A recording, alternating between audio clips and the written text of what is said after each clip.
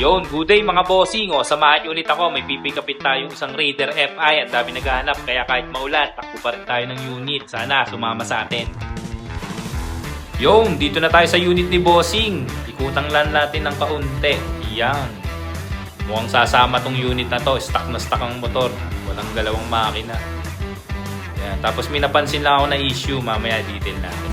Yun, sumama na sa garahe natin. Yan, medyo maulan lang. Kaya dito tayo sa kabilang garahe. Yan, may plaka na ang motor. Raider 150 Fi na 2021 nga pala yan. Marami naghahanap. Yan ang issue niya, gas-gas. Mga goma yan, makakapal. Harap at likod yan.